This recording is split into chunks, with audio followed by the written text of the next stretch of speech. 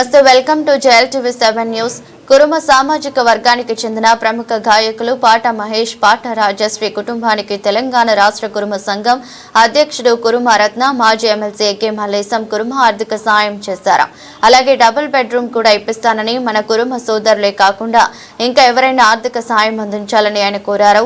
ప్రముఖ గాయకులైన పాట మహేష్, ఆయన సతీమణి శ్రీమతి రాజశ్రీ పలు సంవత్సరాల నుంచి అటు కురుమ సంఘాలకు కాకుండా జంట నగరాలలో కాకుండా తెలంగాణ రాష్ట్ర వ్యాప్తంగా ఎలాంటి కార్యక్రమాలు జరిగినా డప్పు వాయిద్యాలతో తమ గలం విప్పి తమ సత్తా చాటుకున్నారు. నిరుపేద కుటుంబం అయిన వారికి 19 సంవత్సరాల వయసు గల ఒక కూతురు నిపుణశ్రీ కూడా పాటలు పాడుతూ ఉంటుంది. పాటలు పాడుతూ జీవనం సాగిస్తూ కాలం గడుపుతున్న సమయంలో ఇటీవల వారి కూతురు నిపుణశ్రీ అనారోగ్యంతో బాధపడుతున్న సందర్భంగా టాబ్లెట్ వాడుతుండటంతో ఆ టాబ్లెట్లు వికటించి ఆసుపత్రిలో చికిత్స పొందుతూ కోమాలోకి వెళ్లింది. భగవంతుని ఆశీస్సులతో ఆ అమ్మాయి బతికి బట్టకట్టింది. ఆయన అనారోగ్యంతో ఇంకా చికిత్సలు పొందుతుందని పాట మహేష్, రాజశ్రీలు JLTV7 CEO గవ్వల శ్రీనివాసులు కురుమకు తెలిపారు. వెంటనే JLTV7 యాజమాన్యం స్పందించి బయటి ప్రపంచానికి తెలియజేయడం జరిగింది. ఇదిలా ఉండగా తెలంగాణ రాష్ట్ర కురుమ సంఘం అధ్యక్షుడు కురుమ రత్న, మాజీ ఎమ్మెల్సీ ఏకే మల్లేశం కురుమ దృష్టికి కూడా ఈ వార్త తెలియగానే వెంటనే స్పందించి గత ఆదివారం నాడు జరిగిన సమ్మేళనంలో ఈ విషయాన్ని సభలో ప్రకటించి 10,000 రూపాయలు ఇచ్చి అలాగే డబుల్ బెడ్రూమ్ మంజూరు చేయిస్తానని కూడా ప్రకటించడంతో అక్కడే ఉన్న రాష్ట్ర నేతలు సైతం స్పందించి ఆర్థిక సహాయం అందిస్తామని ప్రకటించారు. ఒక్క ఏకే మల్లేశం ఆర్థిక సహాయం చేయగా అలాగే సోదరులు కూడా సహాయం చేయాలని పలువురును పిలుపునివ్వడగానే చాలా మంది నేతలు సాయం చేయడానికి ముందుకు వచ్చారు. మరి ఆ భగవంతుడు పాట మహేష్, రాజశ్రీల కూతురు నిపుణశ్రీ సంపూర్ణ ఆరోగ్యంగా ఉండి తిరిగి ప్రజలకు ఆ అమ్మాయి గలం విప్పాలని మనసారా JLTV7 యాజమాన్యం కోరుతోంది. మహేష్ ఇద్దరు భార్యాభర్తలు, వారికి ఒక్క కుమార్తె. ఆ అమ్మాయి ఏదో జలుబు చేసిందని ట్యాబ్లెట్లు వేసుకుంటే అది రియాక్షన్ అయ్యి ఆమె చనిపోయే పరిస్థితికి వచ్చింది అని చెప్తున్నది. నాకు ఆ మధ్యాహ్న పర్వతాలు చెప్పిండు.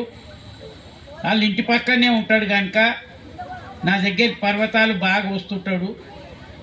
ఇట్లా రాజశ్రీ బిడ్డే ఏదో ట్యాబ్లెట్లు వేసుకొని అవి వికటించి కొద్దిగా పరిస్థితి దారుణంగా అయ్యింది అని చెప్పి ఆ అమ్మాయిని చూస్తే కూడా బాగా అయితే ఒక్కటి నా దగ్గరికి వాళ్ళు రాలే చేయలే.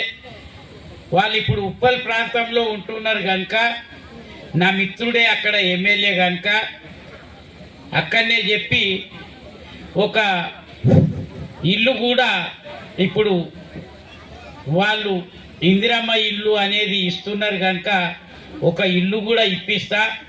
నా వంతుగా ఇప్పుడైతే ప్రస్తుతం అయితే ఒక 10,000 రూపాయలు ఆమెకు ఆర్థిక సాయం చేస్తున్నా. ఎవరన్నా దాతలు కూడా ఉన్నా ఒక మంచి మన బండ సురేష్ కూడా ఒక 10,000 రూపాయలు బండ సురేష్ కూడా ఇస్తా అని చెప్పిండు.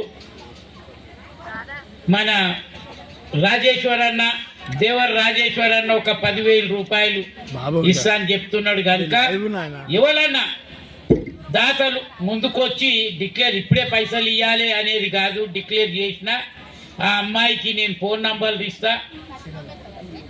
5,000 కెండ్యాల సీన్ కూడా ఇచ్చిండు.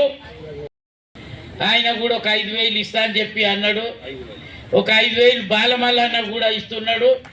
ఒక 5,000 మన కేజీ కృష్ణమూర్తి అన్న ఇచ్చిండు.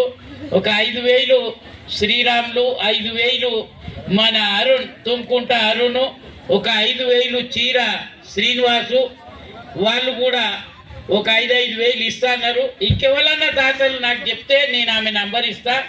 ఆమెకు ఒక 3,000 రూపాయలు సాయి ఇస్తా అన్నాడు. 3,000 మన కరాటే సీను, మన